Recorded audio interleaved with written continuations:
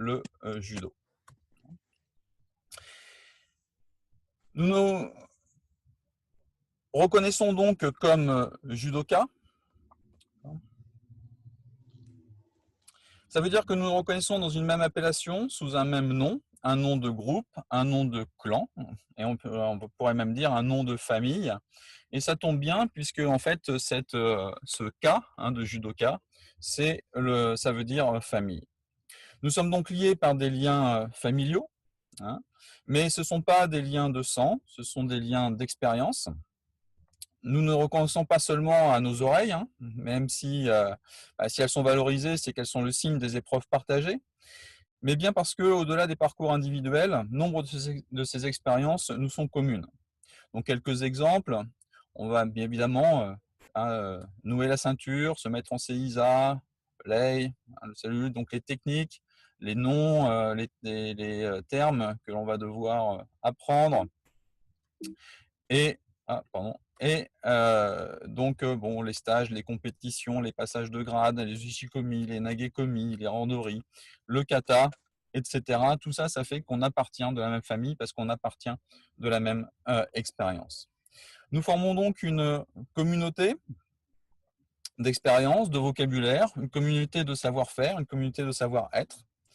Mais évidemment, une famille, c'est aussi des filiations. On sait de quel professeur on vient, avec qui lui-même a étudié.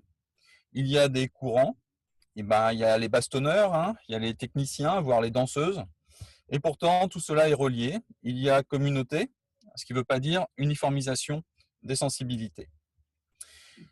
Et puis, s'il y a famille, c'est qu'il y a une origine commune. Et en judo, il ne faut pas chercher bien loin pour trouver la figure tutélaire, bien sûr, Kano Jigoro. Celui sous la photo duquel nous faisons nos premières chutes, vers lequel, devenu professeur, nous nous tournons en conscience. S'il est dans nos dojos, ce n'est pas parce que c'est le patriarche, ce n'est pas une figure paternelle, mais c'est parce que c'est celui qui a proposé une méthode et un projet, appelé judo, dans lequel nous nous reconnaissons, qui nous relie donc entre nous, mais également aux générations précédentes jusqu'à lui et aux suivantes, si nous nous montrons capables de le transmettre. Pour le dire autrement, nous nous plaçons sous l'égide de sa vision, de l'homme et de la société, ou de l'homme en société.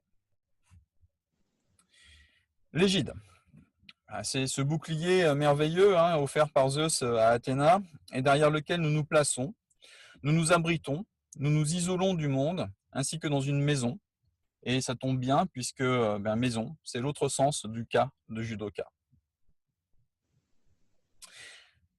Mais finalement, qu'est-ce qu'une maison? Sinon un espace délimité, un domaine. Et domaine, c'est le sens de do.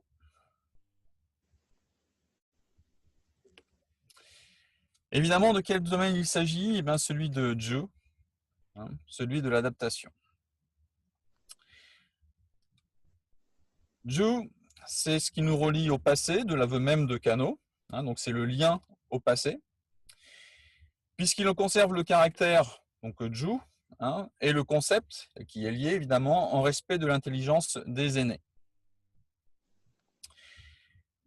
Donc ce domaine du Ju, ce domaine de l'adaptation, c'est un endroit où, pour préparer l'avenir, on polie au présent la technique, c'est ce qu'on appelle tous les éléments qui sont du Lenshu, en s'interrogeant et en interrogeant le passé, c'est-à-dire les Keiko, s'interroger sur ce qui est primordial.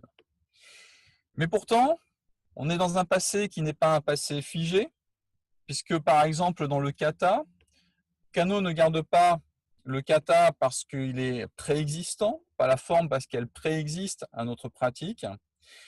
Et à ce moment-là, ce serait avec ce kata-là, donc avec ce caractère qui est indiqué là en japonais et qui est utilisé dans pratiquement tous les autres arts, sauf en judo. Mais Kano, lui, choisit un autre kata, une autre, vous voyez, ça se prononce pareil, ça a pratiquement le même sens, ça n'a pas la même graphie, puisque là, c'est au contraire, c'est s'interroger sur ce que cette forme produit, sur la pertinence de la façon.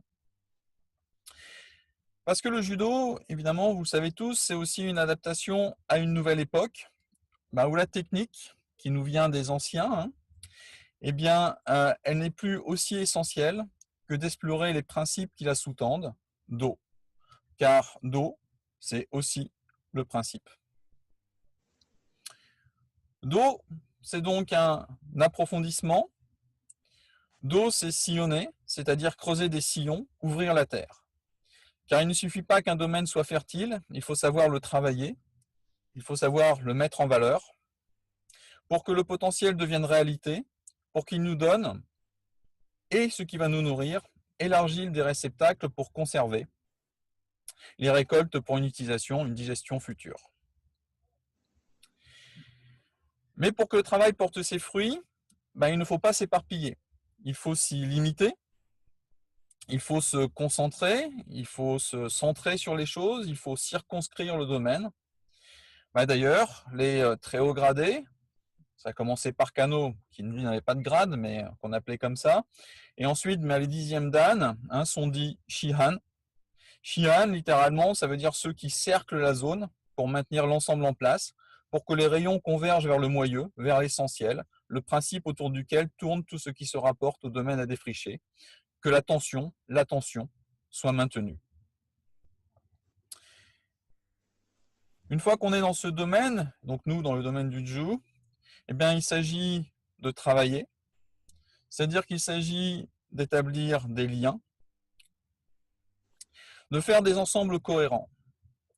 Relier, vous le savez, dans l'édition, c'est mettre des feuilles ensemble, après les avoir ordonnées, ordonnancées, surtout les idées qui les composent évidemment, c'est faire ouvrage. Relier, ce qui semblait épars, c'est rendre le monde, ce domaine en tout cas, plus intelligible, c'est créer du solide pour s'appuyer dessus, pour aller plus loin encore, faire d'autres liens toujours. Relier, c'est faire sens, c'est isoler un aspect que l'on nomme, d'ailleurs on inscrit le titre sur la reliure, pour révéler la complexité de l'ensemble. Relier, c'est aussi faire des bouquets, et c'est beau. Les liens passent par la réflexion. Pour la réflexion, il faut des mots. Des mots que l'on trouve ou que l'on nous donne, qui résonnent et qui nous font raisonner. Prendre du recul, s'interroger sur la pratique et partager la parole avec la communauté. Et ça, vous savez que c'est dans l'exercice du judo avec le kohogi, qui est un petit peu ce que je suis en train de faire, et le mondo, qui est ce qui va suivre. Approfondir, paradoxalement, c'est prendre de la hauteur, sans quitter le rapport à la Terre. Comme vous le savez, sinon, quand on perd le rapport à la Terre, le contact avec celle-ci ne tarde guère. Et en tant que judoka, on le sait bien. Et dans ce cas-là, vive l'ukemi, qui nous permet de nous souvenir que pour se relever, se redresser, il faut prendre appui sur le sol. La parole, donc, elle peut être vivante dans le kohogi, dans le mondo. Et puis, elle peut être aussi couchée sur le papier, conservée sur un support audio ou vidéo. Ce qui ne veut pas dire qu'elle est morte, mais puisqu'elle attend dans son réceptacle que quelqu'un la consomme, par-delà les générations, les langues, les cultures. Car écrire, c'est parler aux générations qui suivent, et traduire, c'est adapter, mais lire ce qui nous vient du passé aussi, même si c'est dans la même langue. Bref, là encore, il s'agit de relier. Mais si Do est un domaine, que ce soit un domaine de sens géographique, de compétences ou conceptuel, c'est aussi la route qui y mène.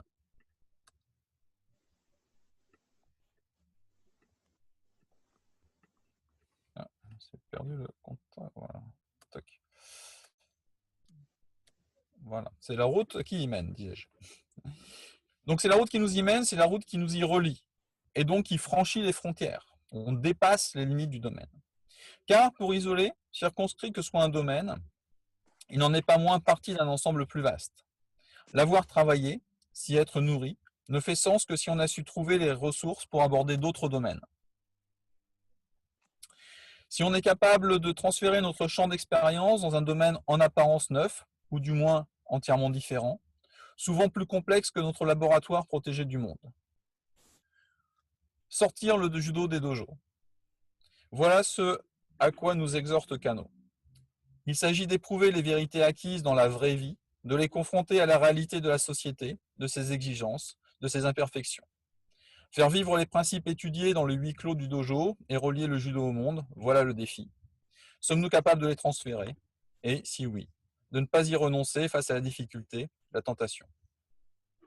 Bien sûr, parmi ces principes, Seiyoku Zanyo, qui est en fait une redéfinition de Ju, vient en tête. Et il ne faut pas oublier que dans Seiyoku Zanyo, il y a ce zen, alors qui est un petit peu haut, en fait c'est le troisième caractère. Donc il y a ce zen que Kano lui-même définit comme tout ce qui permet à la société de prospérer et de se développer. Mais pas la peine de chercher des définitions très compliquées de société.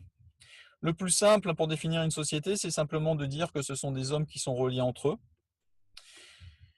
soit les autres, et par Ju, finalement exprimé plus complètement par Seiyoku Zanyo, l'adaptation quoi? Eh bien on en arrive à la prospérité mutuelle. Donc Jita Kyohei.